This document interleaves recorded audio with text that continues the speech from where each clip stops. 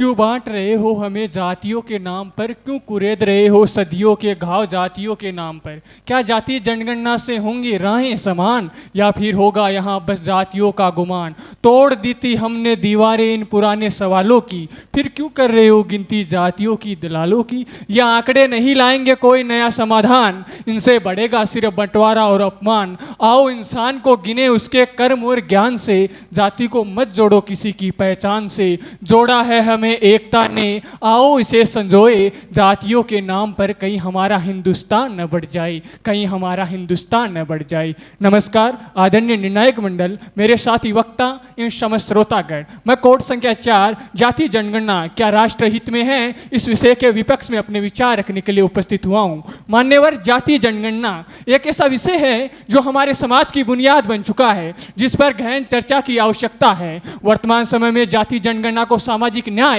और अवसर की समानता के साधन के रूप में देखा जा रहा है, लेकिन साथ ही साथ हम इसके दूरगामी परिणामों को नकार रहे हैं। इतिहास ने बार बार यह सिद्ध किया है कि जब जब व्यक्ति की जातिगत पहचान को उजागर किया गया है, समाज और राष्ट्र को भारी क्षति हुई है। व्यक्ति की जातिगत पहचान को आंकड़ों में तब्दील करना न केवल समाज में पहले से मौजूद असमानताओं और भेदभाव को और अधिक मजबूत करेगा, साथ ही साथ जाति आधारित राजनीति और भेदभाव को भी बढ़ावा देगा। मान्यवर, क्या हम एक ऐसे राष्ट्र की कामना करते हैं जहां जाति आधारित आंकड़ों का इस्तेमाल राजनीतिक लाभ और सत्ता की होड़ के लिए हो, या फिर हम एक ऐसे राष्ट्र की कामना करते हैं जो एक तिरंगे के नीचे खड़ा होकर देश की एकता, अखंडता और अटूटता की सौगंध खा सके।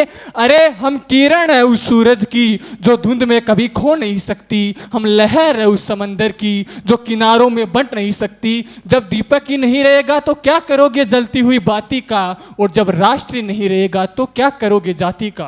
मान्यवर, यदि भारत एक धर्मनिरपेक्ष राष्ट्र हो सकता है तो भारत एक सामाजिक रूप से जाति निरपेक्ष राष्ट्र क्यों नहीं हो सकता। जिस देश में धर्म से परे होकर सभी नागरिकों को एक समान अधिकार है, उस देश में जाति से परे होकर सभी नागरिकों को सामाजिक रूप से एक समान तराजू में क्यों नहीं तोला जा सकता। मान्यवर, क्या हम हमारे देश के बच्चों को एक ऐसा भारत सौंपना चाहते हैं जहां उनकी पहचान केवल और केवल जाति तक सीमित हो, या फिर हम उनको उनके सपनों का भारत सौंपना चाहते हैं जहां उनकी पहचान केवल और केवल भारतीयता से हो और उन्हें अपनी इस भारतीयता पर नाज हो। मान्यवर, हमारे देश का युवा जिसके कंधों पर हमारे देश के राष्ट्र निर्माण की जिम्मेदारी है, वो जातियों के नाम पर लड़ रहे हैं। अपनी जाति को सर्वश्रेष्ठ बताने की होड़ में वो एक दूसरे को नीचा दिखाने का प्रयास कर रहे हैं, जो हमारे देश की एकता, अखंडता और अटूटता पर लांछन लगाने के समान है। और जाति जनगणना के ये आंकड़े उसी आग में घी डालने का काम करेंगे। मान्यवर, हमारे देश की राजनीतिक पार्टियां जिस क्षेत्र में जिस जाति की बहुतता होती है, उस क्षेत्र में उसी जाति के कैंडिडेट को टिकट देती है, क्योंकि उन्हें मालूम है कि आज भी यह देश अच्छी शिक्षा, अच्छी चिकित्सा और सुव्यवस्थित योजनाओं के आधार पर नहीं, बल्कि केवल और केवल जाति के आधार पर वोट करना जानता है। मान्यवर, हमारा देश उस संस्कृति, उस परंपरा, उस सभ्यता से आता है जिस देश ने हमेशा ऊंच नीच, भेदभाव, जाति प्रथा का विरोध किया है। हमारे यहाँ भगवान श्री राम सबरी के झूठे बेर खाते हैं। भगवान श्री कृष्ण और सुदामा की दोस्ती की मिसालें आज भी दुनिया देती है। हमारे यहाँ गुरु गोविंद सिंह कहते हैं, 1.25 लाख सू एक लड़ाऊं, चिड़िया सू मैं बास तड़ाऊं, तब गुरु गोविंद सिंह नाम का हूं। हमारे यहाँ मोहम्मद साहब कहते हैं, सभी मनुष्य अल्लाह के बंदे हैं। उस देश में जातिगत आंकड़े प्रस्तुत कर कर फूट डालने का प्रयास करना हमारे देश के लिए दुर्भाग्य की बात है। मान्यवर, हमारा देश उस लोकतांत्रिक सभ्यता से आता है जिस देश में हम सवाल कर सकते हैं, हम जवाब दे सकते हैं। किसी को कोई हक नहीं कि हमें जातियों में बांट सके। वोट बैंक की राजनीति हमारी तकदीर निर्धारित नहीं करती है। हम एकता के पक्षधर है, हम हमारे संविधान के संरक्षक है, हमें हमारे अधिकार मालूम है। हमारे हाथों में जातियों का झंडा नहीं, देश का तिरंगा होता है। हम आंखों में आंखें डालकर समानता की बात करते हैं। हमारे होठ सद्भावना के नारों के साथ खुलते हैं। हमारी जबान इंसानियत के लिए मचलती है। हम अनेकता में एकता की मिसाल है, हम एकता के अग्रदूत है, हम वसुदेव कुटुंबकम के जनक है। हमारी जाति भारतीयता है, हमारा वजूद भारतीयता है, और हमें गर्व है हमारी इस भारतीयता पर। माननीय डॉक्टर BR अम्बेडकर साहब ने कहा था कि जब तक देश से जातियां समाप्त नहीं हो जाती, भारत का विकास अधूरा है। हिंदी के सुविख्यात कवि रामधारी सिंह दिनकर की पंक्तियों के साथ अपनी बात समाप्त करना चाहूंगा कि मूल जानना बड़ा कठिन होता है नदियों का, वीरों का, धनु छोड़ गोत्र क्या होता रणधीरों का। पाते हैं समान तपोबल से भूतल पर सूर, जाति जाति का शोर मचाते केवल कायर और क्रूर, केवल कायर और क्रूर। धन्यवाद। जय हिंद, जय भारत, वंदे मातरम। सब कहते हैं देश का भविष्य जरूरी है, मैं कहती हूँ हर जात का रहस्य भी जरूरी है, इस पुरानी सोच का मिटना भी जरूरी है, तभी तो सब जात को गिनना भी जरूरी है, तभी तो सब जात को गिनना भी जरूरी है। आदरणीय मंचासीन जन, नीर निर्णायक गण एवं समस्त श्रोतागणों को मेरा नमस्कार। मैं आज आप सभी के समक्ष इस सदन की राय जाति जनगणना राष्ट्र हित में है के पक्ष में अपने विचार रखना चाहती हूँ। जाति जनगणना से आशय है जाति के आधार पर लोगों की गणना। श्रीमान, शादी जाति देखकर, पूजा पाठ कर्म कांड जाति देखकर, लेटरल एंट्री जाति देखकर, सामाजिक सम्मान जाति देखकर। जब ये सभी काम जाति देखकर हो सकते हैं तो फिर जनगणना क्यों नहीं? श्रीमान, मैं जातिगत जनगणना की पैरवी आज इसीलिए कर रही हूँ ताकि प्रत्येक जाति के अंतिम छोर तक खड़े प्रत्येक व्यक्ति को न्याय मिल सके, उचित राजनैतिक प्रतिनिधित्व मिल सके, शिक्षा और रोजगार के पर्याप्त अवसर मिल सके, सभी जाति की महिलाओं के अधिकारों की रक्षा कर उन्हें सशक्त बनाकर समाज में आगे लाया जा सके, जाति जनसंख्या के सटीक आंकड़े प्राप्त हो सके और जनसंख्या के अनुसार संसाधनों का समान वितरण हो सके। मान्यवर, जातिगत जनगणना एक सुदृढ़ भारत की मांग है, एक सामाजिक आवश्यकता है। और जो लोग बोल रहे हैं कि इससे जातिवाद बढ़ेगा, तो महोदय, इससे जातिवाद नहीं बल्कि वर्गगत एकता में वृद्धि आएगी। ये राजनैतिक मुकदमा नहीं, ये प्रतिनिधित्व का मामला है। सबको समान हक मिलना चाहिए, मेरा तो यही मानना है, मेरा तो यही मानना है। जाति जनगणना जरूरी है ताकि पता चल सके किस जाति के कितने लोग हैं, कितना विकास किया है, कितनी नौकरी में है, कितनी संपत्ति में है, ताकि हर जरूरतमंद को सरकार की योजनाओं का लाभ मिल सके। मान्यवर, हमारे देश में कुछ जातियां तो ऐसी भी हैं जो अभी तक अस्तित्व में ही नहीं है, जिनके बारे में आप और मैं ही नहीं, सरकारी कागजात भी अज्ञात हैं। तो क्या उन्हें सरकार की नीतियों का लाभ मिलेगा? क्या इसका जवाब है मेरे विपक्षी साथियों के पास? श्रीमान, भारत सरकार ने आरक्षण के लिए जातियों को ओबीसी, एससी, एसटी, जनरल आदि सब वर्गों में बांट रखा है। तो जब जातिगत आरक्षण हो सकता है तो जातिगत जनगणना क्यों नहीं? और मेरा तो यही मानना है कि जिसकी जितनी संख्या भारी उसकी उतनी हिस्सेदारी की तर्ज पर प्रत्येक जाति को उसके प्रतिनिधित्व के आधार पर हक मिलना चाहिए। और ये मेरे विपक्षी साथी जो बार बार ये राग आलाप रहे हैं कि इस जातिगत जनगणना से सामाजिक भेदभाव बढ़ेगा, तो श्रीमान, आज कौन सी हमारे समाज में समानता है? मैं इन्हें बताना चाहती हूँ कि भारत सरकार के 90 सचिवों में से सिर्फ 3 व्यक्ति ओबीसी से हैं। तो क्या ये सामाजिक भेदभाव नहीं?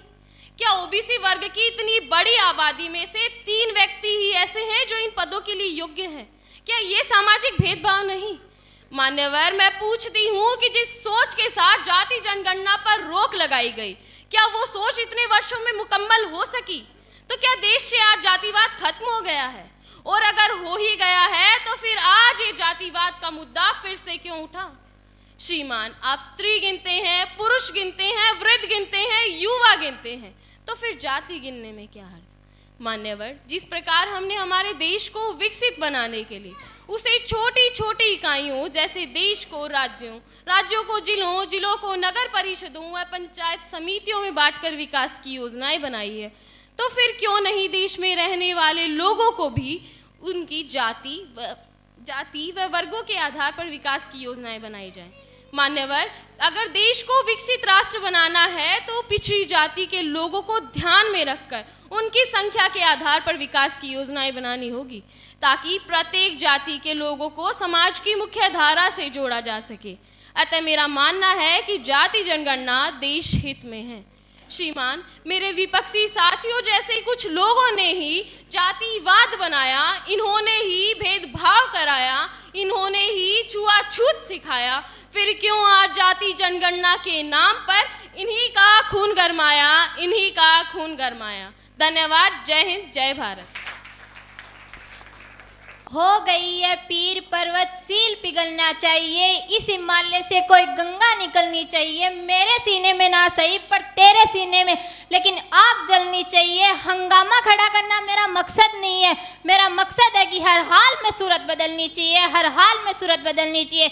माननीय अध्यक्ष महोदय, निरीक्षण करने के लिए विद्वान और प्रबुद्ध श्रोतागण, आज के इस सदन में वाद विवाद का विषय है जाति जनगणना राष्ट्र हित में। मैं विषय के विपक्ष में कटाक्ष तर्कों द्वारा ये साबित कर दूंगी कि जाति जनगणना राष्ट्र हित में नहीं है, नहीं है, नहीं है। महोदय, मेरे प्रतिपक्षी ताल ठोक ठोक कर जाति जनगणना को राष्ट्र हित में बता रहे हैं। मैं उन्हें एक बात बताना चाहूंगी कि ईश्वरीय करिश्मा एक है, जमीन आसमां एक है। जब जीवन देने वाला एक है तो उसे हम जातियों में बांटकर क्यों अव्यवस्था फैलाना चाहते हैं? क्यों अराजकता से देश को आदिम बनाना चाहते हैं? क्यों जातिगत भेदभाव का जहर मानव समाज में घोलना चाहते हैं? क्यों पटरियां उखाड़कर देश के संसाधन का दुरुपयोग करना चाहते हैं? क्यों, आखिर क्यों महोदय, हमारी सरकार सबका साथ सबका विकास का नारा बुलंद करके देश को एक विकसित राष्ट्र की श्रेणी में खड़ा करने का स्वप्न देख रही है। इससे भारत विकसित राष्ट्र नहीं बल्कि भारत जातिगत भेदभाव, गृह युद्ध व निम्न स्तर की राजनीति में उलझा रह जाएगा। फिर विकास की बात कौन करेगा? फिर भारत विकसित राष्ट्र की श्रेणी में कैसे खड़ा हो सकेगा? महोदय, 21वीं सदी का भारत भेदभाव से परे, स्वार्थ से ऊपर उठकर एक महान देश होगा जहां हमें फिर से कोई न बांटे, क्योंकि वर्तमान में तो नाश है, बटेंगे तो मिटेंगे और मिटेंगे तो कटेंगे। यदि यही इतिहास दोहराना है तो क्यों भगत सिंह फांसी पर झूल गए? क्यों चंद्रशेखर आजाद ने गोलियां खाई? और क्यों वीर सैनिकों ने अपने प्राणों की आहुति दी? इसलिए ना कि एक दिन फिर से मेरे सपनों का भारत जगत गुरु की उपाधि प्राप्त करेगा और मेरा भारत एकता और अखंडता के गीत गाएगा। जाति पाति आखिर कब तक, जाति पाति आखिर कब तक, कैसा मचा बवाल है, जात पात की बेड़ियों ने जकड़ा क्यों इंसान है? महोदय, मेरा मानना है कि लोगों को उनकी जातिगत पहचान के आधार पर वर्गीकरण करने की बजाय सभी नागरिकों को व्यक्तिगत अधिकारों और समान अवसरों पर ध्यान केंद्रित करने पर बल दिया जाना चाहिए। किंतु महोदय, विडंबना है कि राजनेता लोग अपनी राजनीतिक रोटियां सेकने के लिए मनुष्यता को फिर से जातियों में बांटकर अपना उल्लू सीधा करना चाहते हैं, अपना स्वार्थ निकालना चाहते हैं, अपनी अपनी डपली और अपना अपना राग अल्पना चाहते हैं।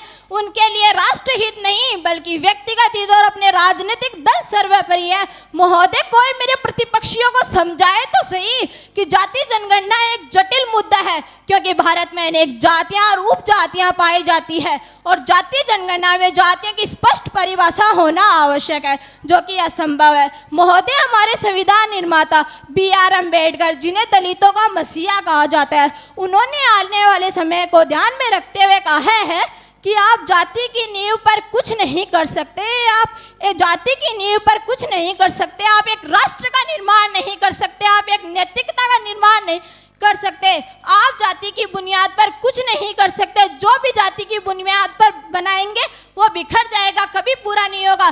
जब उन्होंने अपने विचारों में परिवर्तन किया तो हम क्यों नहीं? महोदय, जातिगत जनगणना से देश में भ्रम, विवाद और विभाजन की स्थिति बन सकती है और हमें सामाजिक सौहार्द और सद्भाव को बढ़ावा देना चाहिए, जो कि राष्ट्रहित में है। महोदय, मैं मेरे प्रतिपक्षियों के लिए कहना चाहूंगी, निकल चली थी लोगों के बीच इंसानियत ढूंढने, निकल चली थी लोगों के बीच इंसानियत ढूंढने, पता चला यहाँ लोग पहले मजहब पूछ लेते हैं, नाम तो केवल एक बहाना है, नाम के बहाने जात पूछ लेते हैं, नाम के बहाने जात पूछ लेते हैं।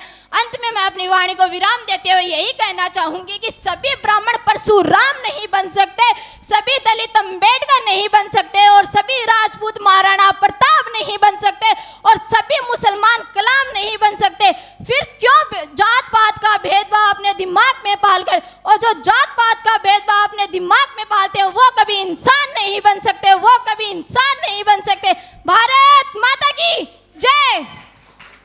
अब मैं प्रांगण में उपस्थित सभी शिक्षाविदों मित्रों को मेरा नमस्कार। आज का विषय इस सदन की राय में जाति जनगणना राष्ट्रीय हित में है। मैं विषय के पक्ष में अपना मत विचार प्रस्तुत करूंगी। साथियों, वक्त की मांग है जातिगत जनगणना। मेरा मानना है कि सामाजिक न्याय की स्थापना के लिए जातिगत जनगणना का होना आवश्यक है। क्या आपको हमारे संविधान की प्रस्तावना में निहित सामाजिक न्याय की अवधारणा के बारे में ज्ञात नहीं? सामाजिक न्याय की स्थापना के लिए ही संविधान निर्माण के समय अनुसूचित जाति तथा जनजाति को आरक्षण देकर सामाजिक न्याय की स्थापना की गई थी। 1931 में, 1941 में और फिर 1951 में जातिगत जनगणना हुई। तभी क्या अब तक भी जातिगत जनगणना होती आ रही है? जब प्रत्येक 10 वर्ष से जातिगत जनगणना होती है, एससी और एसटी के संख्या को प्रकाशित किया जाता है, तो फिर हमारी संख्याओं को प्रकाशित करने में उन्हें क्या हर्ज? हर जाति की संख्या का प्रकाशन होना चाहिए। ये एक तरीके से भेदभाव है कि एससी एसटी की संख्या का प्रकाशन किया जाता है और हमारी जातियों का नहीं। मेरे एक साथी ने कहा कि जानवरों की जाति नहीं गिनी जाती। जानवरों की जाति नहीं, जानवरों की प्रजाति गिनी जाती है। हम सबको पता है बर्बरी नामक शेर जो कि उत्तर अफ्रीका में पाया जाता है, आज लुप्त हो रहा है। ये हमें किस तरीके से पता चला? उसकी प्रजाति हमें पता थी। जब हमें यही नहीं पता होगा कि जानवरों में किस तरह की प्रजातियां हैं, तो हम उनके लुप्त होने का अंदाज़ा कैसे लगा सकेंगे? हमारे देश में हमारी कई जातियां ऐसी हैं जिनके नामो निशान हमें पता ही नहीं। हमें क्या, हमारी सरकारों तक को नहीं पता है। मैं चाहती हूँ कि जातिगत जनगणना करवाई जाए। 1951 में जब प्रथम जनगणना हुई, लगभग 73 वर्ष बीत चुके हैं। क्या जातिगत संरचनाओं में अब तक कोई बदलाव नहीं आया है? जैसा कि हमें पता है, केंद्र सरकार द्वारा 2011 में 4,893 करोड़ रुपए लगाकर जातिगत जनगणना करवाई गई, जिसको पूरा होने में 3 वर्ष का समय लगा, जो कि 2013 में जाकर पूरी हुई, जिसके आंकड़े आज तक भी दिखाए नहीं गए हैं, जो आंकड़े सामाजिक न्याय के पास जमा है। सरकारें एवं आरक्षण लेने वाली जातियां चाहती है कि बाकी जातियों की संख्याएं पता ना चल सके, क्योंकि सुप्रीम कोर्ट कह चुका है कि आरक्षण 50% से अधिक नहीं होगा। तो स्वाभाविक है कि अगर आरक्षण 50% से अधिक नहीं होगा तो एससी, एसटी और ओबीसी के आरक्षण में से ही कटौती की जाएगी। जब दल जातीय आधार पर अपना प्रत्याशी खड़ा कर सकते हैं, तो जाट बाहुल्य क्षेत्र में जाट प्रत्याशी क्यों नहीं? जिस तरीके से जाट प्रत्याशी अपने जाट प्रत्याशी रखते हैं और अनुसूचित क्षेत्र में एसटी का प्रत्याशी, तो फिर जातिगत जनगणना से कैसा डर?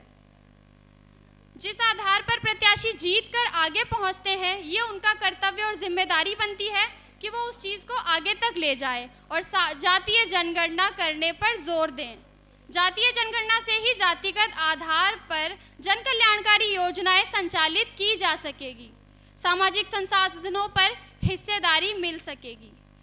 यदि सरकार या मेरे मित्रों आप ये मानते हैं कि आज हमारा देश बहुत आगे निकल चुका है और सरकारों ने एससी और एसटी या पिछड़े वर्ग को आगे ला दिया है, तो आपको ये भी पता होगा कि सामान्य वर्ग का जातिगत जनगणना न होने की वजह से बहुत सारी सुविधाओं से वे वंचित रह गए हैं। आज हम देख सकते हैं कि 99% अंक लाने पर भी कई लोगों का चयन नहीं हो पाता है, वहीं कुछ 30-40% लाकर भी चुन लिए जाते हैं। मेरी एक साथी कह रही थी कि हमें जाति हटा देनी चाहिए, तो क्या आप में से कोई एक भी ऐसा है जिसके डॉक्यूमेंट्स में उसके नाम के आगे उसकी जाति ना लगकर भारत लिखा हुआ है? क्या है कोई सुनीता भारत, प्रिया भारत? हम अपने नाम के आगे अपनी जाति लगाते हैं। और एक साथी कह रही थी कि भारत अपनी एकता और अखंडता के लिए प्रसिद्ध है। नहीं, भारत अपनी अलग अलग कल्चर, अलग अलग संस्कृति और अलग अलग जाति के लोगों की एकता की वजह से फेमस है, क्योंकि यहाँ पे अलग अलग जाति के लोग रहते हैं और मिलजुल कर रहते हैं, जो कि हमें अन्य देशों में देखने को नहीं मिलता है। परिवर्तन समय की मांग है, इसलिए साथियों जातिगत जनगणना का होना ज़रूरी है। समाज का सामान्य वर्ग जातिगत जनगणना नहीं होने से पिछड़ गया है। हमारी लोकतांत्रिक सरकारें इसकी जिम्मेदार है। यदि सरकार मजबूत व दूरदर्शी है तो उसे जातिगत जनगणना करनी ही होगी, यही देश के भविष्य के लिए हितकर है। मैं अपनी बात को खत्म करना चाहूँगी। जातीय जनगणना कराए सरकार, सबको सम्मान, सबको अधिकार। धन्यवाद। जय हिंद, जय भारत। ऊपर सिर पर गगन छत्र, ऊपर सिर पर गगन छत्र, भीतर काले के काले, शर्माते ही नहीं जगत में ये जाति पूछने वाले। प्रांगण में उपस्थित सभी शिक्षाविदों, मित्रों को मेरा सलाम एवं नमस्कार। आज का विषय इस सदन की राय में जाति जनगणना राष्ट्रीय हित में है। मैं इस विषय में विपक्ष में अपने विचार प्रस्तुत करूंगी। 28 अक्टूबर 2024 में इंडिया टुडे में खबर छपती है कि सूत्रों के मुताबिक भारत सरकार जनगणना कराने के लिए 2025 में तैयारी कर रही है। 2011 में आखिरी जनगणना हुई थी, 2021 में जनगणना होनी थी, लेकिन 2021 महामारी का वक्त था। वह महामारी जिससे देश रुक गया, ठहर गया, मानवता पर संकट आ गया था। लोग केवल अस्पताल और ऑक्सीजन ही को याद रख रहे थे। जाति धर्म की बाधाएं खत्म हो गई थी। फिर कोरोना जैसी महामारी खत्म हुई और यह देश महामारी को भूल गया, परंतु देश धर्म, जाति, समुदाय को कभी नहीं भूल पाया। नफरत का कारोबार पुनः शुरू हो गया और जो जाति गणना 2021 में होने वाली थी वह नहीं हुई, परंतु उस समय चुनाव हुए। ध्यान दीजिएगा, उस समय चुनाव हुए लेकिन जाति जनगणना नहीं हुई। खाक लड़ रहे लोग सब पूछ पूछ कर जात, खाक लड़ रहे लोग सब पूछ पूछ कर जात, राम खुदा हैरान है एवं नाजुक है हालात। मैं अपने साथियों को कहना चाहूँगी, एक साथी ने हमें बताया था कि ईडब्ल्यूएस की योजनाओं से बहुत सारे SC ST की बहुत सारे उन्हें सम्मान मिले हैं, लेकिन मैं उन्हें बोलना चाहूँगी कि वह उन्हें आर्थिक आधार पर मिले हैं, ना कि जाति के आधार पर। तो हम भी हमारे देश से यही चाहते हैं कि वो हमें आर्थिक आधार और शैक्षिक आधार पर सम्मान देना, कि हमारे जाति के आधार पर सम्मान दे।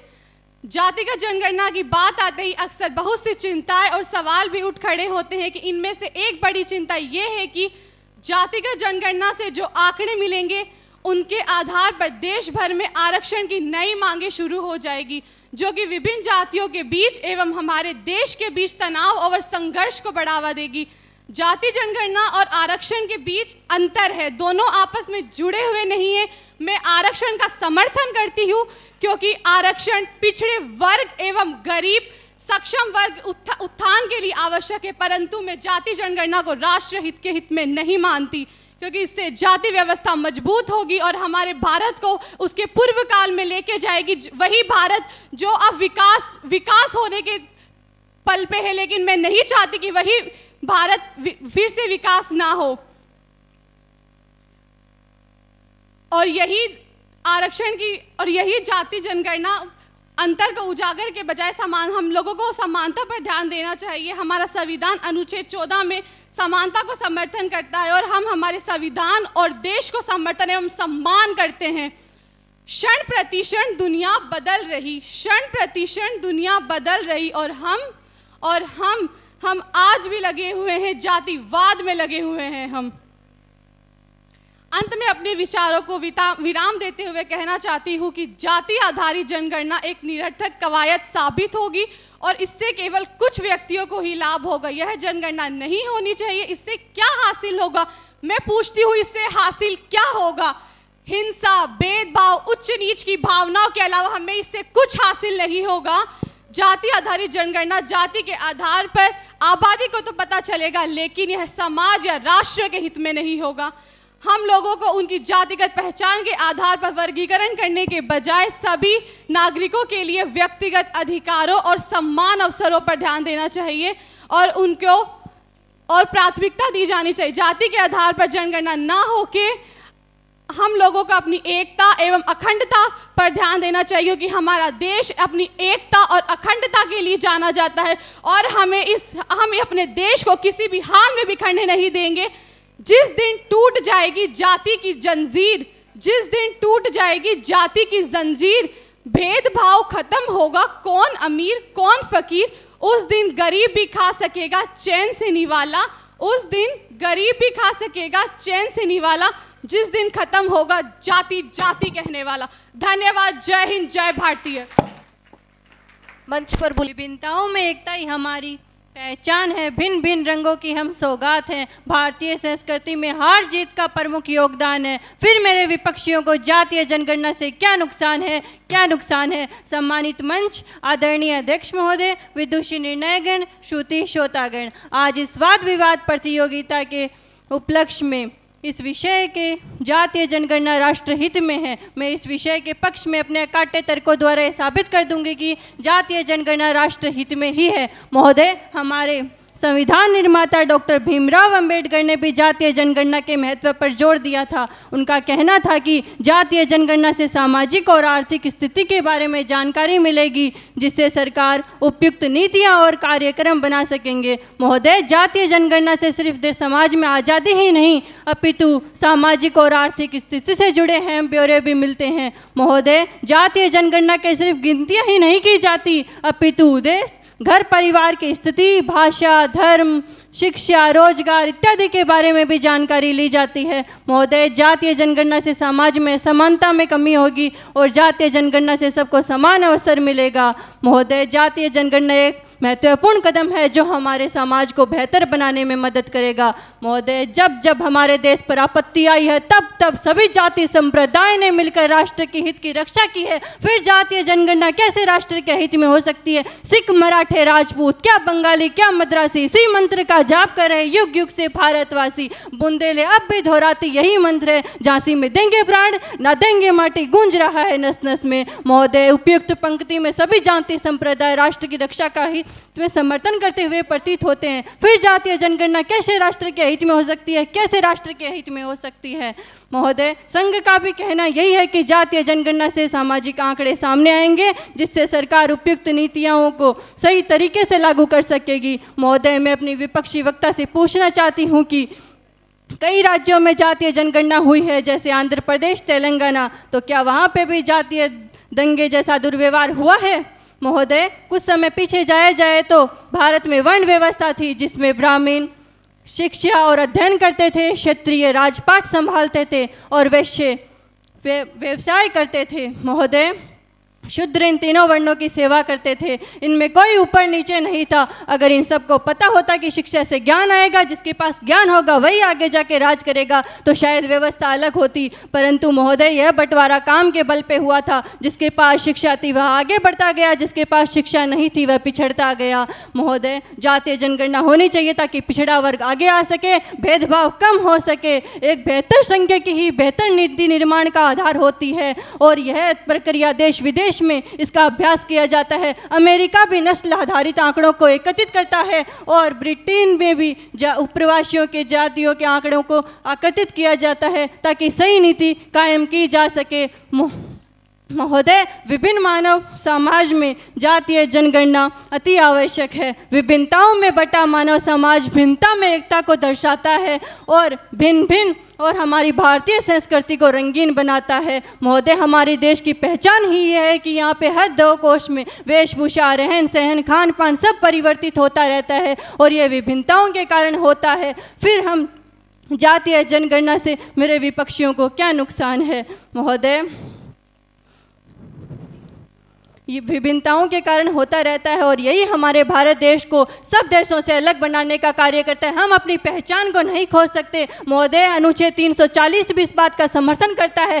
फिर हम हमारे संविधान के खिलाफ जाकर इसकी विरोध में इसकी धज्जियाँ उड़ाने की कवायद कैसे कर सकते हैं? महोदय, कैसे कर सकते हैं? महर्षि वाल्मीकि और महर्षि वेदव्यास भी जाति से दलित थे, फिर भी उन्होंने शिक्षा के बलबूते पर यह महारत हासिल की। फिर हम क्यों नहीं कर सकते? महोदय, जातीय जनगणना से समाज में तनाव कम होगा और सबको समान अधिकार मिलेगा, समाज में असमानता कम होगी और ये एक महत्वपूर्ण कदम है जो हमारे राष्ट्र को बेहतर बनाने का प्रयास करेगी। अंत में यही कहना चाहूँगी कि बनो राम तुम अपना स्पर्श दे दो, मनुष्यता को तुम अपना स्पर्श दे दो, निषादों की शबरी को तुम उत्कर्ष दे दो। कहीं ऐसा न हो कि देर हो जाए, कहीं ऐसा न हो कि देर हो जाए। जय हिंद, जय भारत, धन्यवाद। मंच पर आमंत्रित है विषय के विपक्ष में। बेहिस्सी पर मुस्तहिल हूँ, मेरे ख्वाबों को छीना है किसी ने, मैं सबकी बेहिस्सी पर मुस्तहिल हूँ। मेरे लहजे में सच पाक पहना, मैं हिंदुस्तान की जिंदा नस्ल हूँ, मैं हिंदुस्तान की जिंदा नस्ल हूँ। जी हाँ अध्यक्ष महोदय, मेरे लहजे में शक्तपन है, मेरे लबों पर जातीय जनगणना के गिले हैं, मेरे दिलों और जने भड़क रही वो चिंगारी है जो जातीय जनगणना के आधार पर देश को बांटना चाहते हैं।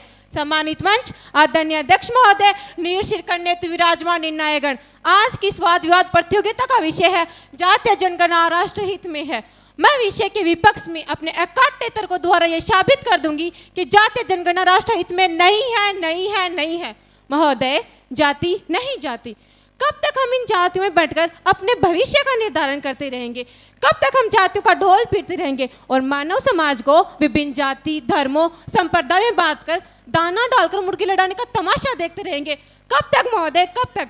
मेरे प्रतिपक्षी वक्ता मंच पर आकर जाति संबंधी गीत तो गा रहे हैं, किंतु जब उन्हें ऐसी निम्नतर जातियों से संबोधित किया जाता है तब वे अदालत के दरवाजे खटखटाने लगते हैं और इन जाति सूचक शब्दों को अभद्रता की भाषा बताने लगते हैं।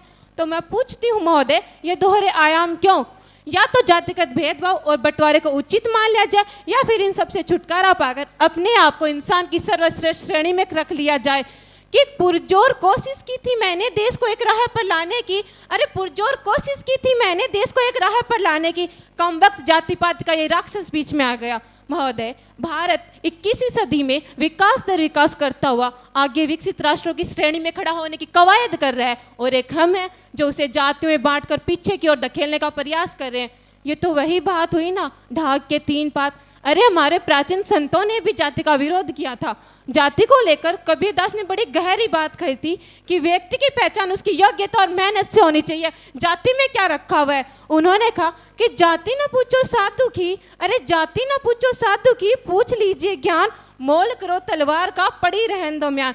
जब हमारे पूर्व मध्यकालीन संत जिन्होंने कोई औपचारिक शिक्षा ग्रहण नहीं की थी फिर भी वे जाति का विरोध कर रहे हैं और एक हम है जो आधुनिकता की अंधी दौड़ में भी शामिल है और इन जातियों को बढ़ावा देने में भी कम नहीं।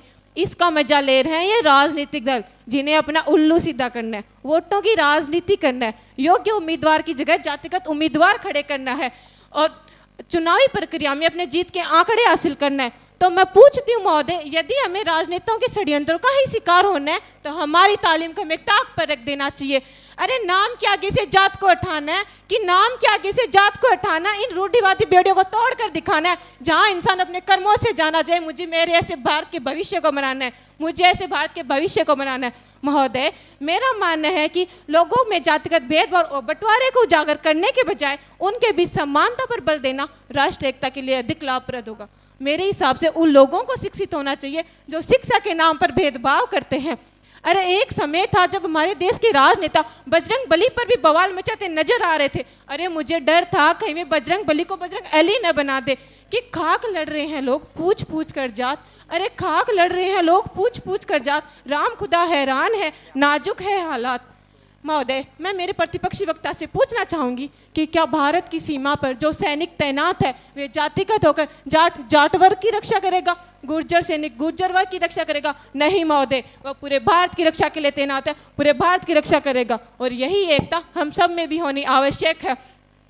हमारे परिदृश्य को देखते हुए हमें इन जातियों में बंटने की नहीं वरन भारत की सीमा को मजबूत करने की आवश्यकता है। हमारे पड़ोसी देश तो यही चाह रहे हैं कि भारत आंतरिक रूप से कमजोर हो जाए और हम उन पर हावी हो जाएं, लेकिन हमें इनकी हरकतों से आगाज होकर एकजुट होना होगा, न कि राष्ट्र को एक बार फिर जात में बांटकर अपने गृह युद्ध की स्थिति में उलझना चाहिए। अरे मेरे प्रतिपक्षी कह रहे हैं कि जातियों की संख्या जानकर हम समानता की राह पर बढ़ सकते हैं, लेकिन क्या जिनकी संख्या कम होगी वो बवाल करेंगे, जिनकी संख्या घटेगी वो आरक्षण की मांग करेंगे? अरे खेद है हमारे ही राजनीतिक दलों पर जो राष्ट्र को जातियों में बांटकर कमजोर करना चाहते हैं। अंत में मैं अपने शब्दों को विराम देते हुए यही कहना चाहूंगी कि ना छेड़ किस्सा ए उल्फत का, अरे ना छेड़ किस्सा ए उल्फत का, बड़ी लंबी कहानी है। मेरे देश को अंग्रेजों ने बांटा, अब मेरे अपनों की मेहरबानी है और अब मेरे अपनों की मेहरबानी है। धन्यवाद। जय हिंद, जय भारत। जजेस कृपया ध्यान। जाति नहीं इंसानियत से पहचान बनाए, दिलों में जो मोहब्बत हो वही मजहब अपनाए। जाति जनगणना से नहीं हम सब की एकता से भारत को आगे बढ़ाए और नफरत को हराए। सम्मानित जज महोदय, शिक्षकगण व मेरे युवा साथियों, आज मैं जाति जनगणना राष्ट्रहित में है कि विपक्ष में अपने विचार व्यक्त करना चाहूंगी। जाति जनगणना राष्ट्रहित में है, यह महज एक नारा है, सामाजिक न्याय और प्रगति का आधार नहीं। मान्यवर, इस तथ्य से इनकार नहीं किया जा सकता कि भारतीय समाज में अधिकांशतः आर्थिक, शैक्षणिक व सामाजिक पिछड़ापन जाति से जुड़ा हुआ है। लेकिन क्या यह केवल जाति से ही जुड़ा हुआ है? इस जनगणना के समर्थकों की बात मानकर यदि ऐसा किया जाए ताकि हर जाति की संख्या और जाति जनसंख्या दर्ज हो तो इससे क्या लाभ होगा महाशय? क्या वाकई जातीय संख्या उल्लेखित होने से समावेशी विकास और नीति निर्माण को बल मिलेगा? मान्यवर, ऐसा प्रतीत हो रहा है कि मेरे विपक्षी यह कह रहे हैं कि इस शैक्षणिक आरक्षण के वर्गीकृत ब्लॉकों को जातीयता के आधार पर हजारों हिस्सों में विखंडित कर दिया जाए। क्या असल संख्या जानकर छात्रवृत्ति को भी कई हिस्सों में विभक्त करने की बात हो रही है? मान्यवर, जाति के नाम पर बंटा ये बिहार नफरत और हिंसा का बना हुंकार जो ख्वाब थे कभी बिना किसी डर के, अब उस बिखरे समाज को जोड़ने का वक्त आया। जाति को छोड़ एकता का सूरज फैलाया। बिहार ने अपनाई है जाति जनगणना पहली बार, जातियां बंटी लोगों में इस बार। महाशय, मेरे विपक्षी कह रहे हैं कि जाति जनगणना अपनाकर हम समानता की राह पर आगे बढ़ेंगे, इससे देश विकसित होगा। लेकिन क्या इससे अंतर्जातीय प्रतिस्पर्धा और अंतहीन सामाजिक संघर्ष नहीं बढ़ेगा? उदाहरण के लिए हम बिहार में यादवों और कोरियों के मध्य हुई अंतर्जातीय प्रतिस्पर्धा की स्थिति देख सकते हैं। मान्यवर, राष्ट्रीय अपराध रिकॉर्ड ब्यूरो के अनुसार भारत में हर वर्ष 40,000 से अधिक जातिगत अपराध होते हैं। तो क्या यह स्थिति राष्ट्रहित में हो सकती है? मान्यवर, यदि जातियों के आंकड़े जारी किए गए तो इससे देश के सामाजिक ताने बाने पर बुरा असर पड़ेगा व सामाजिक समरसता को धक्का पहुंचेगा। इससे देश के जातिवाद को बढ़ावा मिलेगा व भारत को एक जाति विहीन समाज के रूप में देखने की परिकल्पना खत्म हो जाएगी। इससे गुड गवर्नेंस का सपना पीछे रह जाएगा और एक बार फिर भारत की राजनीति आरक्षण के मुद्दे के इर्द गिर्द ही घूम कर रह जाएगी। मान्यवर, हमें एक ऐसी व्यवस्था बनानी चाहिए जिससे लोगों की पहचान उनकी मेहनत और योग्यता से हो, न कि उनकी जाति से। हमें शिक्षा और जागरूकता अभियान चलाने होंगे ताकि लोग जाति आधारित सोच से बाहर निकल सके। इस जाति आधारित राजनीति ने विकास के मुद्दों को हाशिए पर धकेल दिया है। चुनाव में जाति आधारित वोट बैंक राजनीति राष्ट्रहित से ज्यादा निजी स्वार्थों को प्राथमिकता देती है। तो क्या यह राष्ट्र को मजबूत बना सकता है? मान्यवर, जब कोई भी बहस चरित्रों पर उतर आती है तो उसमें केवल चरित्रों का हनन होता है, विषय पर मनन नहीं। महाशय, हमें जाति जनगणना की ओर ध्यान देने की बजाय देश की असल समस्याएं शिक्षा, गरीबी, बेरोजगारी व देश के अन्य सामाजिक व आर्थिक मुद्दों पर देने चाहिए ताकि देश के समग्र विकास को बढ़ावा मिले, न कि इस जातिवाद को। मान्यवर, एक बार डॉक्टर भीमराव अंबेडकर ने कहा था कि जाति व्यवस्था मानवता के लिए काला धब्बा है और इसे समाप्त करना हम सब का कर्तव्य है। तो मैं आप सभी से पूछना चाहती हूँ, क्या हम उस राष्ट्र का विकास कर सकते हैं जो जाति की बेड़ियों में जकड़ा हो? जी नहीं, हमें इस व्यवस्था को समाप्त कर एक समान, प्रगतिशील और सशक्त राष्ट्र बनाना होगा। ह्यूमन डेवलपमेंट इंडेक्स में भारत की रैंकिंग 132 है। तो हम गौरतलब कर सकते हैं महाशय कि ये जातीय असमानता ही हमारे विकास में सबसे बड़ी बाधा है। अंत में मैं एक वक्त की नज़ाकत को देखते हुए अपनी वाणी को विराम देना चाहूंगी कि इंसान को इंसान रहने दो, जातियों का बोझ हटा कर जीने दो। यह गिनती जोड़कर महज हासिल ही क्या होगा, एकता का बीज ही फिर से बोने दो। जय हिंद, जय भारत। अंतिम वक्ता थी। धन्यवाद सभी प्रतिभागियों का। एक से बढ़कर एक विस्मयकारी प्रदर्शन। ये सभागार पूर्ण रूप से जोशीले भाषणों से, ऊर्जा से आनंदित हो गया, रोमांचित हो गया। इस मंच पर हमें आज दृढ़ संकल्प लीडर प्रतिभागियों को एक साथ सुनने का अवसर मिला। जैसा कि हम मानते हैं कि हार जीत से ज़्यादा महत्वपूर्ण है किसी प्रतियोगिता में हिस्सा लेना। हार जीत लगी रहती है, यही जीवन है। और यदि हम प्रतियोगिता में हिस्सा ही नहीं लेंगे तो अपने कौशल को कैसे प्रदर्शित करेंगे। अब मैं निवेदन करना चाहूँगी आज की इस प्रतियोगिता के निर्णायक मंडल की सदस्य श्रीमती सुशीला जी मैडम से कि वे सभा में उपस्थित सभी श्रोतागणों को अपने विचारों से कृतार्थ करें। एक बार जोरदार तालियों से स्वागत हमारी निर्णायक मंडल की सदस्य सुशीला जी मैडम का। माननीय मंच, महाविद्यालय के प्राध्यापिकाएं, अध्यापिकाएं, प्यारे बच्चों, आए हुए मेहमान, आज का जो वाद विवाद का विषय है वो जाति जनगणना राष्ट्रीय हित में है। ये पक्ष और विपक्ष बहुत ही शानदार तरीके से प्रतिभागियों ने अपना वक्तव्य रखा और बहुत अच्छा लगा। सब ने अपनी अपनी कोशिश की और बहुत अच्छा लगा। किसी का ये नहीं कह सकते कि किसी ने कम बोला है, बहुत अच्छा बोला है। इसमें क्या है, हार जीत वाली बात नहीं है। मैं प्रतिभागियों से ये कहना चाहूँगी कि ये ना सोचें कि हम कम बोले, ऐसा कुछ भी नहीं है। आपने जो हिस्सा लिया, आपने जो हिम्मत दिखाई, वो सबसे बड़ी बात है। इसलिए आगे से और भी अच्छे से अच्छे तैयारी करें और आप हो सकता है कि राष्ट्र के लिए एक बहुत अच्छे वक्ता तैयार हो जाएं आप।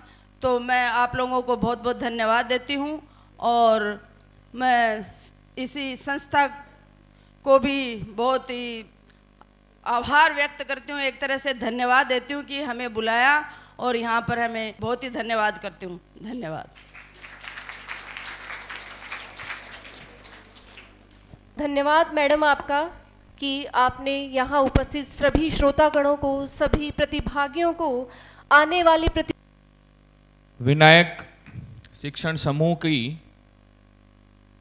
अभिनव गतिविधि हमारे प्रेरणा स्रोत आदरणीय जगदीश प्रसाद जी महर्षि की स्मृति में आयोजित इस छठी अंतर महाविद्यालय वाद विवाद प्रतियोगिता में मंचासीन अतिथि महानुभाव, निर्णायकगण, स्टाफ सदस्य, छात्राएं और विशेष रूप से वे सभी संभागी और इनके साथ पधारे हुए दल प्रभारी, आप सभी का आज की इस प्रतियोगिता में हमारा सहयोग परोक्ष और अपरोक्ष रूप से करने के लिए सबसे पहले तो मैं आप सबके प्रति अपनी कृतज्ञता और धन्यवाद ज्ञापित करता हूं। परिणाम तैयार हो रहा है। आज की इस प्रतियोगिता का जो विषय था, हम सब ने यहाँ बैठ करके एक एक कर कुल 33 संभागियों के विचार यहाँ पर सुने, कुछ विषय के पक्ष में और कुछ विषय के विपक्ष में। हमारा उद्देश्य रहता है कि महाविद्यालय केवल अकादमिक शिक्षा का केंद्र ना हो, महाविद्यालय के माध्यम से हमारी जो अध्ययनशील युवा पीढ़ी है, विशेष तौर से जो बालिकाएं हैं, ये बच्चियां हैं जिन पर दोहरी जिम्मेदारियां इनके कंधों पर हैं, ये कम से कम उस समझ को विकसित करे, उस सूझबूझ को विकसित करे कि अपने भविष्य में आगे चल कर के ये अपने मार्ग को निष्कंटक करने के लिए किसी के अधीन ना रहें, किसी पर निर्भर ना रहें। इनकी आत्मनिर्भरता और इनके स्वाभिमान को बचाने के लिए इनका किस तरह से पोषण किया जा सकता है शैक्षणिक गतिविधियों के साथ साथ, उस संदर्भ में हमारा ये प्रयास रहता है। और हमारे लिए दूसरा गौरव का विषय ये भी है कि जितने संभागी आए हैं उसमें 90% से ज्यादा बेटियां ही हैं। तो एक बार जोरदार तालियां इनके लिए बजाएं।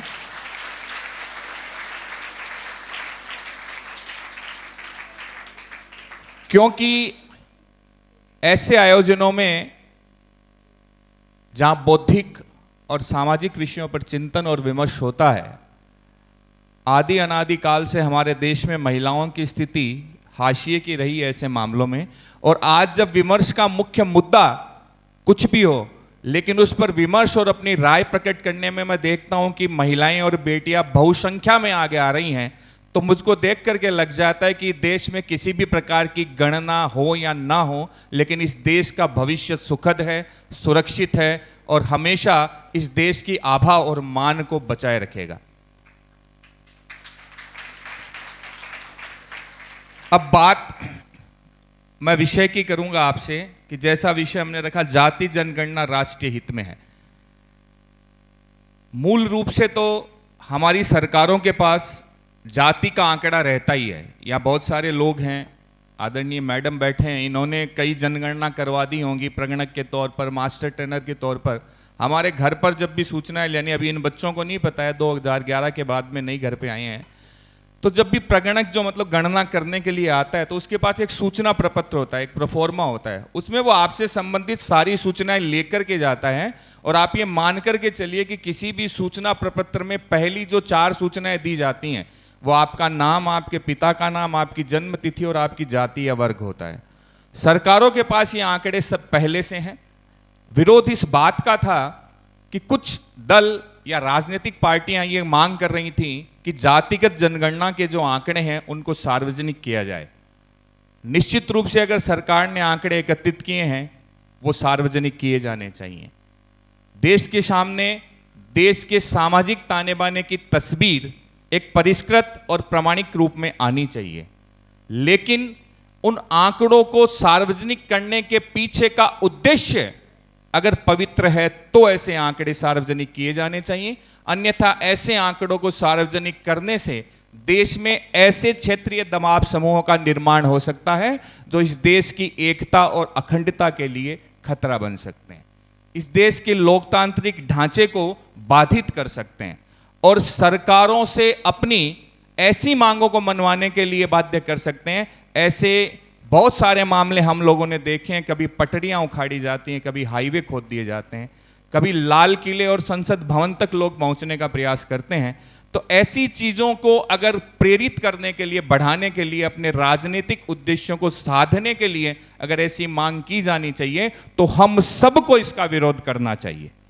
लेकिन अगर सरकार का उद्देश्य वास्तव में यह है कि पिछड़ेपन को बौद्धिक, आर्थिक और सामाजिक आधार पर पूर्ण तरह से परिकलित करके संसाधनों के समान बंटवारे को और समता मूलक समाज की स्थापना की दिशा में सकारात्मक प्रयास किए जाएंगे तो निश्चित रूप से इस देश में बार बार हर दशक नहीं, मैं तो कह रहा हूं हर पंचवर्षीय योजना के साथ जातिगत जनगणना की जानी चाहिए।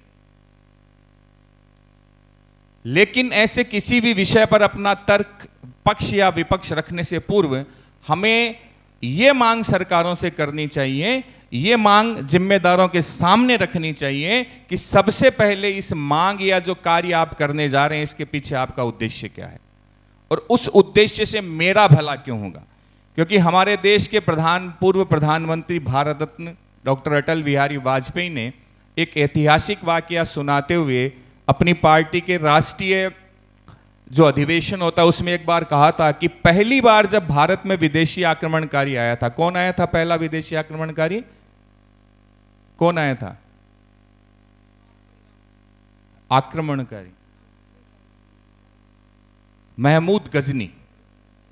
और जब गजनी का किसके साथ युद्ध हो रहा था? किसके साथ युद्ध हुआ?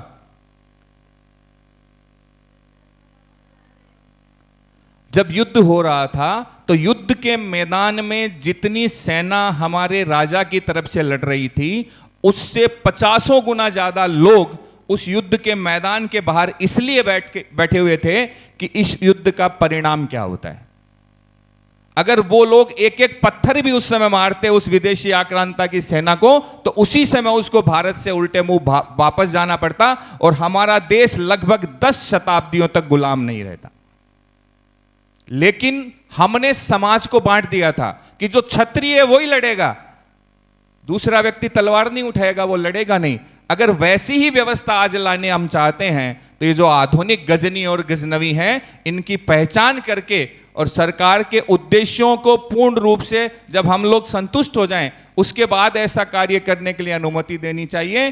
क्योंकि लोकतांत्रिक व्यवस्था में सरकारों को कार्य करने की शक्ति और अनुमति देने की ताकत अगर कहां है तो वो हम लोगों में है। क्योंकि लोकतंत्र जनता का, जनता के द्वारा शासन है, हमारा शासन हमारे लिए है। तो हम ऐसे लोगों को ताकत देंगे जो देश का भला करेंगे तो देश के लिए अच्छे कार्य किए जाएंगे। और अगर ऐसे लोगों को ताकत दे देंगे जो वैसा काम करना चाहते हैं जो देश के हित में नहीं हो, समाज के हित में नहीं हो, जो संसाधनों पर एकाधिकार चाहते हो, तो फिर हमारे देश का भला नहीं हो सकता है। तो मैं आप लोगों से यही आह्वान करूंगा कि आपने जो भी तैयारियां की, जो भी कहा, विषय के संबंध में बहुत सारी बातें यहाँ पर निकल करके सामने आई, एक अच्छा विमर्श हुआ और इस विमर्श से जो भी निष्कर्ष आप लोग निकालें अपने आप निकालें और निकाल करके अपना निर्णय करें कि वास्तव में जातिगत जनगणना होनी चाहिए या नहीं होनी चाहिए, और होनी चाहिए तो क्यों होनी चाहिए और नहीं होनी चाहिए तो क्यों नहीं होनी चाहिए। एक बार पुनः आप सभी का बहुत बहुत आभार, धन्यवाद। अभी परिणाम तैयार हो रहा है, जैसे ही परिणाम तैयार हो जाता है उसकी घोषणा आप सबके समक्ष कर दी जाएगी। बहुत बहुत धन्यवाद। फल मीठा होता है और इस तरफ बैठे हुए सब लोगों के चेहरे पे जो एक आशा की किरण मुझे दिखाई दे रही है वो ये कह रही है कि कितना जल्दी परिणाम आ जाए। बिल्कुल परिणाम तैयार हो रहा है, पूर्ण ट्रांसपेरेंसी के साथ, पूरी पारदर्शिता के साथ निर्णायकों ने जो निर्णय दिया है, क्योंकि हर प्रतियोगिता का एक अंतिम और लास्ट जो वो बिंदु होता है वो यही होता है कि निर्णायकों का निर्णय अंतिम व सर्वमान्य है। अब चूंकि निर्णायक एक अगर देता है तो उसको हम निर्णायक की कैटेगरी में नहीं रख सकते। तीनों लोगों का कंक्लूजन जो होगा वो निर्णय होगा और उसकी कैलकुलेशन में टाइम लग रहा है। आप लोग थोड़ा सा सब्र करें, क्या पता किसकी किस्मत की लॉटरी आज लग जाए और कौन सी संस्था चल वैजयंती की हकदार हो जाए। आप लोगों ने इतना सुंदर विचार विमर्श यहाँ पे किया, इतना सुंदर मंथन किया। विचारों का मंथन जब होता है, क्योंकि हम सभी जानते हैं कि जब भी किसी विषय विशेष पे विचार विमर्श होता है तो कुछ न कुछ पॉजिटिव, धनात्मक या सकारात्मक दृष्टिकोण निकल के आता है, उसका परिणाम भी सकारात्मक ही होता है। बात अगर सकारात्मक पहलू की हम करें तो जैसा जितना मैंने सुना विषय के संबंध में कि जातिगत जनगणना होनी तो चाहिए, लेकिन लोकहित को, जनहित को, देश हित को सर्वोपरि रखते हुए होनी चाहिए।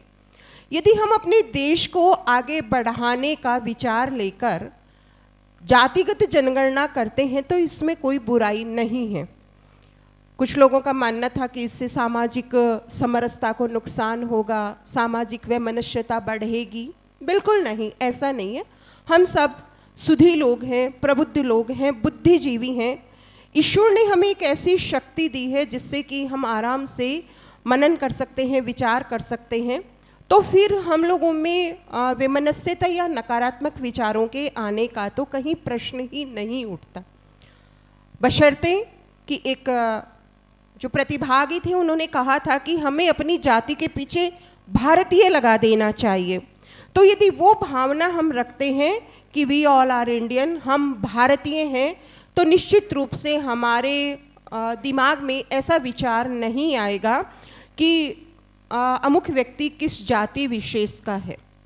ये कुछ सत्ता लोलुप जो लोग हैं, सत्ता के लालची जो लोग हैं, जिनको लगता है कि हम इस आम जन को अपने स्वार्थों की पूर्ति के लिए सिर्फ और सिर्फ बांट के रखें, ये आपस में लड़ते रहें और हम अपनी रोटियां सेकते रहें, उन लोगों की कुत्सित मानसिकता का शिकार ना होकर यदि हम एक बहुत अच्छे देश के विकास की भावना के साथ में चलेंगे तो निश्चित रूप से जातिगत जनगणना में कोई बुराई नहीं है, मेरा ऐसा मानना है। बट शर्त वही है कि हमें देश हित को, जनहित को, समाज हित को, लोकहित को सर्वोपरि रखते हुए चलना होगा। थोड़ा सा विलंब जरूर हो रहा है, बस कुछ ही क्षणों में परिणाम आपके समक्ष बिल्कुल पारदर्शिता के साथ लेके आएगा।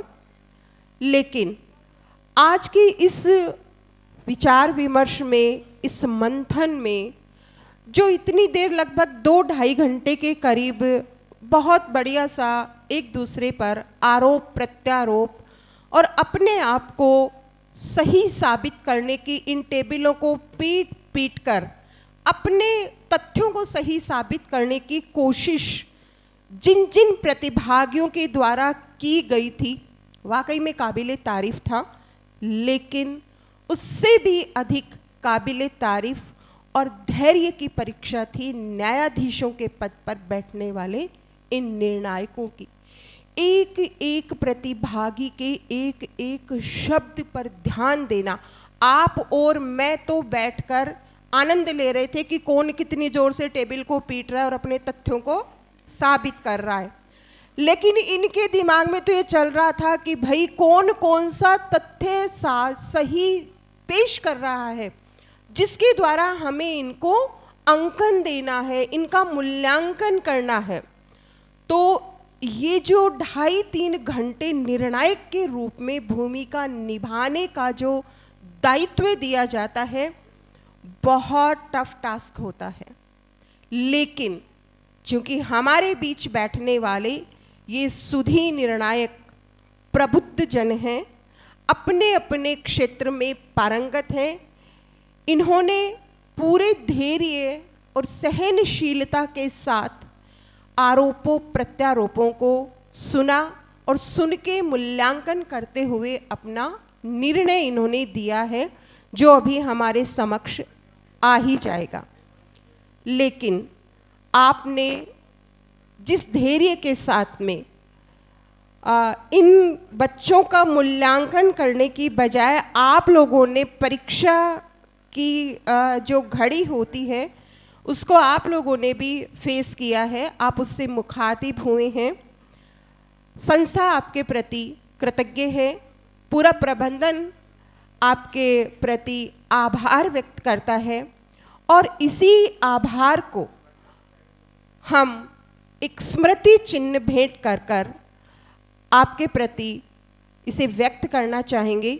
मैं ससम्मान आमंत्रित करती हूँ निर्णायक के रूप में हमारे बीच उपस्थित श्रीमती सुशीला जी शर्मा को कि आप आए, और मैं संस्था के अध्यक्ष चेयरमैन श्रीमान महेश जी से निवेदन करूंगी कि निर्णायक महोदया को स्मृति चिन्ह भेंट कर उन्हें सम्मानित करें। संस्था चेयरमैन श्रीमान महेश जी शर्मा से मेरा निवेदन है कि आप आदरणीय सुशीला जी को स्मृति चिन्ह भेंट कर सम्मानित करें।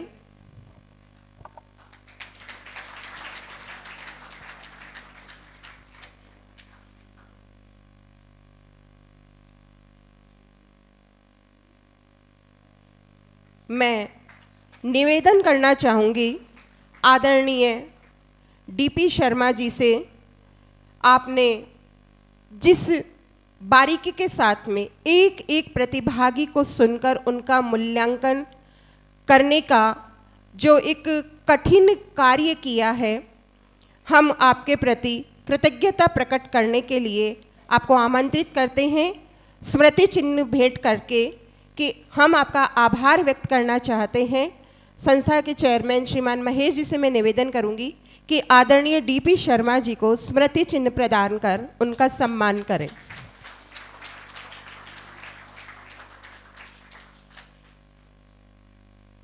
इसी कड़ी में हमारे बीच उपस्थित तीसरी निर्णायक के रूप में श्रीमती रश्मि नैयर को भी मैं ससम्मान आमंत्रित करती हूँ। मैडम योग किया है, आप भी सम्मान के पात्र हैं। हम महाविद्यालय प्रबंधन की ओर से आपके प्रति कृतार्थ हैं, आभार व्यक्त करते हैं। चूंकि सर थोड़ा सा बाहर बिजी थे, पारदर्शिता के साथ में परिणाम तैयार कर रहे थे, तो आज का ये जो विषय है उस विजन के रूप में मैं आमंत्रित करती हूँ सर को कि आप भी इस शब्द जो हमारा विषय था उस विषय को कंक्लूड करें और यहाँ पर भाग लेने वाले जो प्रतिभागी थे उनके विचारों से क्या परिणाम निकल के आ सकता है, हमारे हित में है या देश हित में नहीं है। आदरणीय डीपी शर्मा जी। धन्यवाद।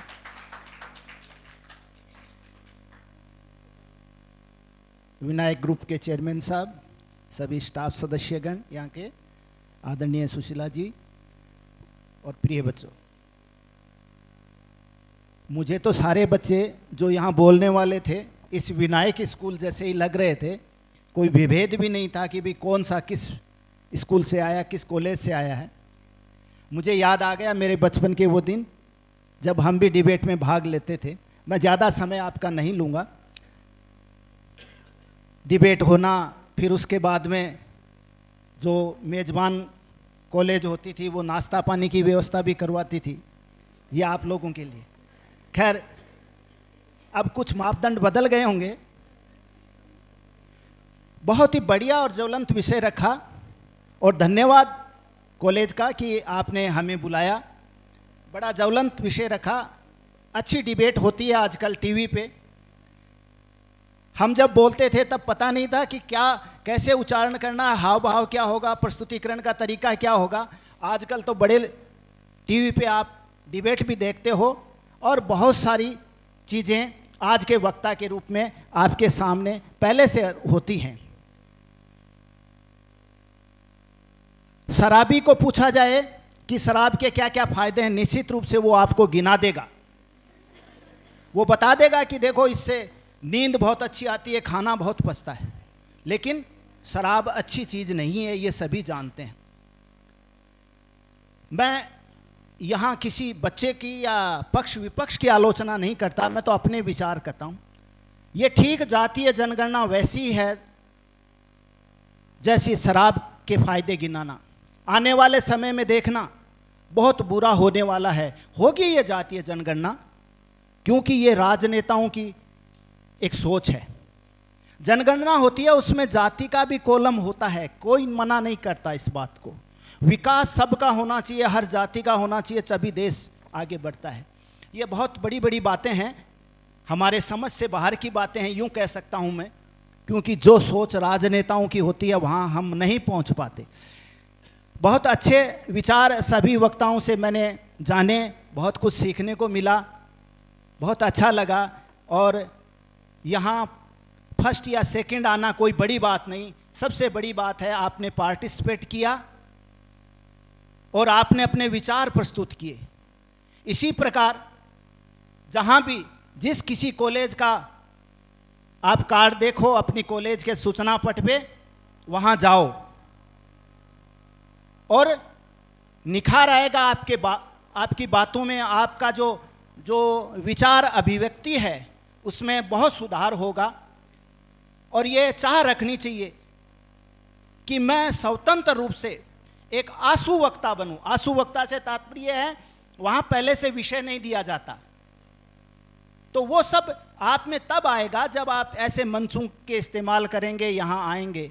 बहुत अच्छा, सभी ने अच्छा पार्टिसिपेट किया, सबको बहुत बहुत बधाई कि आप आगे बढ़ें। और संस्था को बधाई कि आज के ज़माने में वाद विवाद प्रतियोगिता बहुत कम कॉलेज रखते हैं, तो बहुत अच्छी बात है कि विनायक ग्रुप इस चीज़ को जिंदा रखे हुए है। बहुत ही बहुत धन्यवाद इन लोगों का और आप सभी का कि आपने बड़ी ही तल्लीनता से सुना। धन्यवाद सभी का। जय हिंद, जय भारत। धन्यवाद सर, बहुत ही सारगर्भित शब्दों के माध्यम से आपने आज के इस विषय को कंक्लूड किया।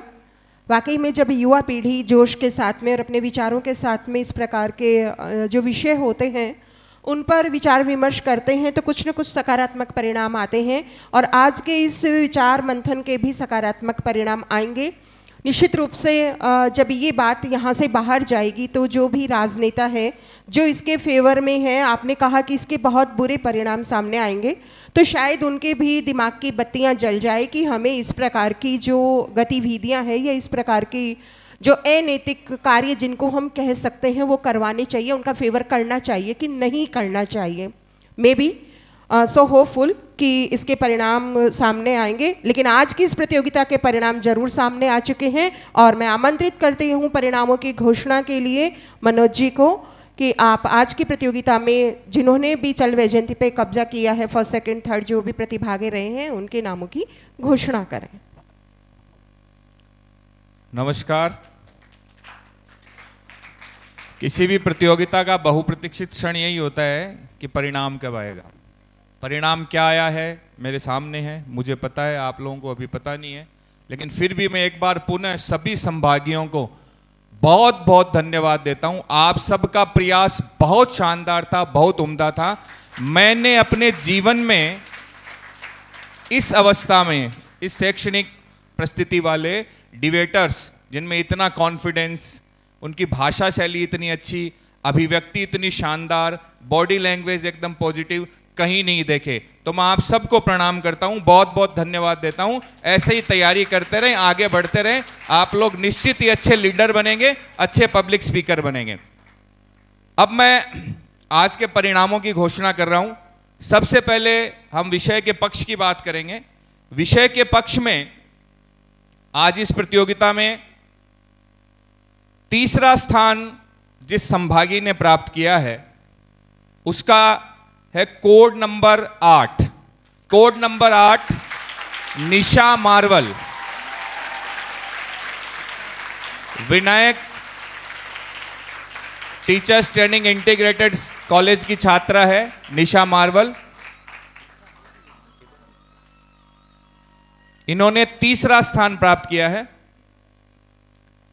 दूसरे स्थान पर विषय के पक्ष में जो संभागी रहे हैं उनका है कोड नंबर 16 छात्रा रितु, ग्रामीण महिला महाविद्यालय सीकर। और विषय के पक्ष में प्रथम स्थान पर जो संभागी रही हैं उसकी है कोड संख्या 7 Antima Sharma, daughter of Ravidatt Sharma, Vinayak girls college.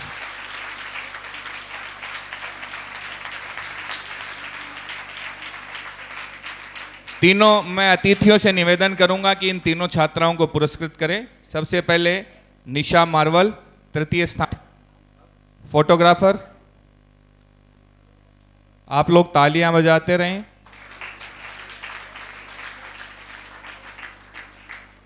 Ritu के साथ जो इनके टीचर आए हैं उनसे भी मेरा निवेदन है कृपया वे भी आ जाएं। ग्रामीण महिला महाविद्यालय से जो भी कोई एस्कॉर्ट आया बेटा, खुद ही आए हो? अच्छा आप हो गया। रितु सेकंड।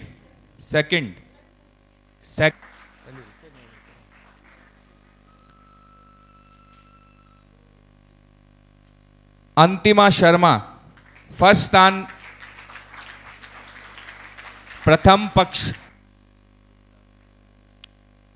अब हम पक्ष में प्रथम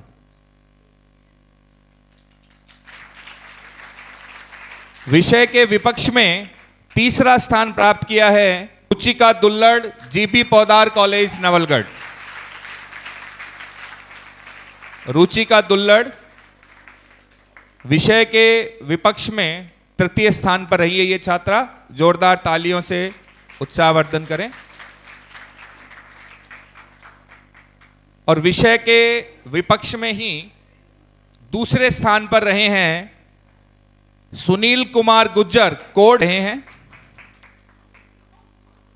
और विषय के विपक्ष में प्रथम स्थान पर रही हैं सेठ पीरामल बालिका महाविद्यालय बगड़ की छात्रा गरिमा शेखावत, कोड संख्या 9।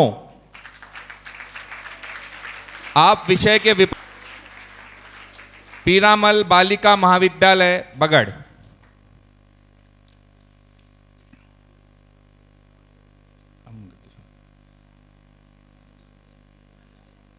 अब हम बात करते हैं उस ट्रॉफी की जिसके लिए संभागी यहां आते हैं। यह स्मृति है उस लम्हे की जिस लम्हे में यहां जीतने वाला अपने आप को सिकंदर समझता है या सिकंदर से कम नहीं समझता। तो मैं घोषणा करना चाहूंगा कि इस वर्ष विषय के पक्ष और विपक्ष में भाग लेने वाले प्रतिभागी या टीम जो सर्वाधिक अंक प्राप्त करता है उसको ये चल वैजयंती प्रदान की जाती है। और हमारा एक नियम है कि हमारी संस्था अगर विषय के पक्ष और विपक्ष में मिलाकर के सर्वाधिक अंक प्राप्त करती है तो हम ये चल वैजयंती नहीं रखते हैं, दूसरे स्थान पर रहने वाली संस्था को ये चल वैजयंती दी जाती है। ये हमारा नियम है सर, और हमारी ये परंपरा भी है कि हर साल हम ही प्रथम स्थान पर रहते हैं और दूसरे स्थान पर रहने वाली संस्था को चल वैजयंती दी जाती है। इस वर्ष भी प्रथम स्थान पर पक्ष और विपक्ष में संयुक्त रूप से 504 अंक प्राप्त कर विनायक गर्ल्स कॉलेज की छात्राएं प्रथम स्थान पर रही हैं।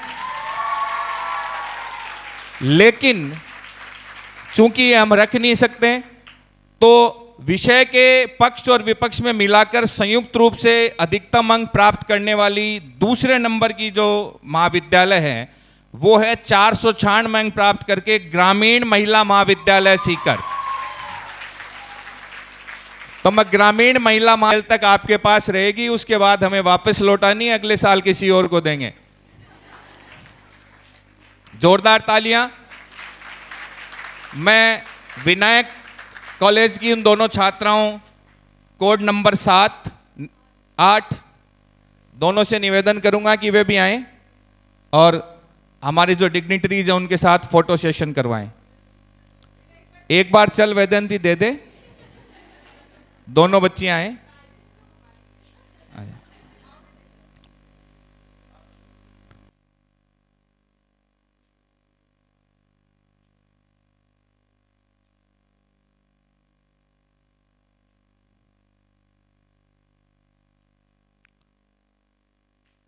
जिन जिन संभागियों ने वरीयता प्राप्त की है, प्रथम द्वितीय तृतीय स्थान प्राप्त किया है, वे नीचे जाते समय कार्यालय से अपना अपना सर्टिफिकेट भी पार्टिसिपेशन का प्राप्त कर लें।